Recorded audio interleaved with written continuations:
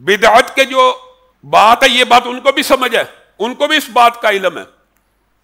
یہ بات تھوڑی سی شاید آپ کو مشکل لگے لیکن آپ نے سمجھنی. جو دنیاوی معاملات ہوتے ہیں، دنیاوی، دین کے نہیں، دنیا کے معاملات، دنیا کے معاملات، ان میں منع کی دلیل مانگنا درست ہے. ان میں منع کی دلیل مانگنا درست ہے. دنیاوی معاملات ہر چیز مباح ہوتی ہے. دنیا کے معاملات میں ہر چیز مباح ہے، جائز ہے، الا یہ کہ منع کی کوئی دلیل آ جائے. اور دین کے معاملے میں ہر چیز حرام ہے. کسی شخص کو بھی یہ اختیار نہیں ہے کہ وہ دین کے اندر کوئی بات کو گڑے ایجاد کرے. دین اور دنیا کا یہ بہت بڑا فرق ہے. اگر یہ سمجھ آ جائے، دین کے اندر کسی بھی عمل کے بارے میں یہ نہیں کہا جائے گا کہ منع کہاں ہے. دین کے بارے میں اگر کوئی شخص عمل کرے گا تو اس سے پوچھا جائے گا اس کی دلیل کیا ہے، ثبوت کیا ہے، اثبات کیا ہے.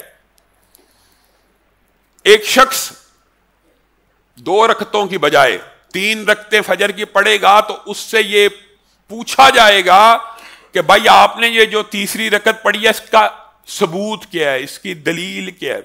یہ نہیں کہا جائے گا منع کہاں ہے، یہ نہیں کہا جائے گا. دنیا کے معاملات کے اندر ایک شخص نے ساتر لباس پہنا، یعنی تمام بدن کے سطر کو ڈھانپنے والا.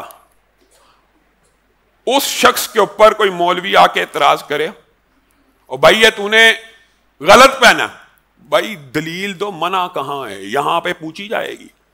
دنیا اور دین کے معاملات کو ذرا فرق کیجیے. دنیا میں ہر چیز مباح ہے.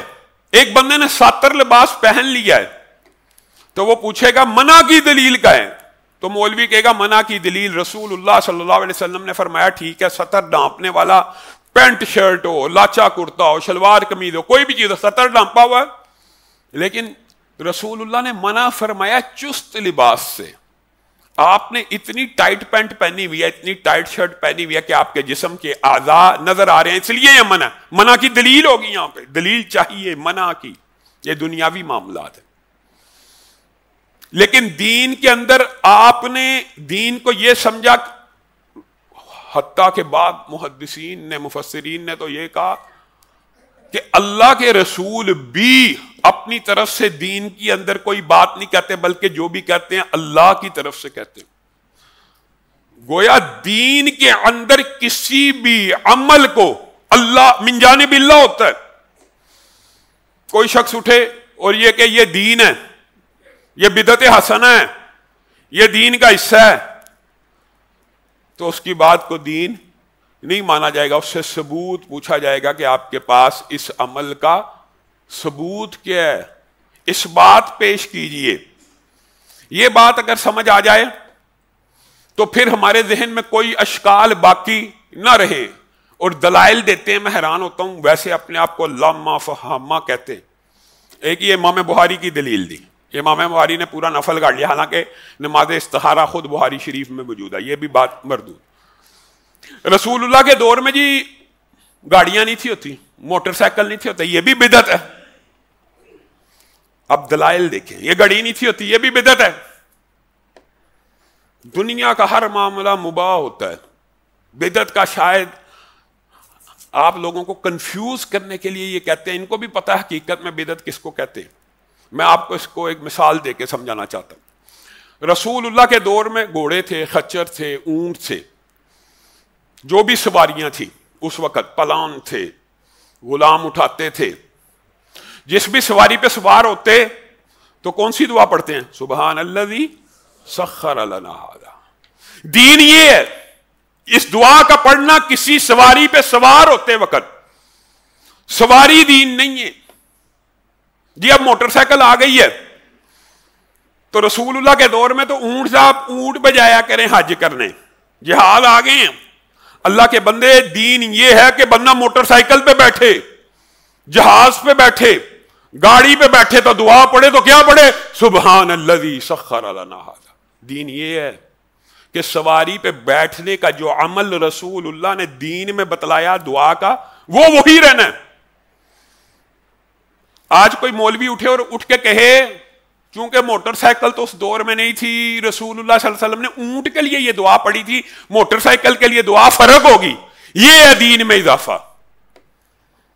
موٹر سائیکل دین میں اضافہ ہے، جہاز دین میں اضافہ ہے کہ یہ دنیاوی اسباب ہیں. یہ لوگوں کو کنفیوز کرتے ہیں، مثالیں دنیا کی دے کے منطبق دین کے اوپر کرتے ہیں. اللہ کے بندے، ہمارا اعتراض ہے دین کے معاملات میں کوئی نئی چیز کو ایجاد کرنا، اور یہ میرا قول نہیں ہے، یہ رسول اللہ کا فتویٰ. من عمل عملا لیس علیہ امرنا، کوئی عمل ایسا کیا جائے جس کے بارے میں ہمارا حکم موجود نہ ہو، وہ مردود ہے. یہ رسول اللہ کا فتویٰ ہے کہ مولوی کا؟ یہ کہتے ہیں وہابیاں کا فتویٰ ہے. اہل حدیث نے ہر ایک نو بدعتی بنا دیتا. ہم نے بدعتی بنایا. سنت رسول، یہ چیپٹر اتنا طویل ہے، صرف دہرائی کے لیے آپ کو بعض واقعات تاکہ یاد رہے بار بار بیان کرتا ہوں. سنت رسول، اس کی اتنی اہمیت ہے کہ ایک شخص اپنی طرف سے اخلاص سے، حسن نیت سے جتنا جی چاہے عمل کرتا رہے، اگر اس کے اوپر رسول اللہ کی مہر موجود نہیں ہے تو وہ عمل اللہ کے ہاں مقبول نہیں ہے. آپ کو کہا تھا دین کا خلاصہ یہ ہے کہ عبادت کس کی ہوگی؟ اللہ کی. اور کس کے طریقے کے مطابق ہوگی؟ رسول اللہ کے. بس دین یہ ہے.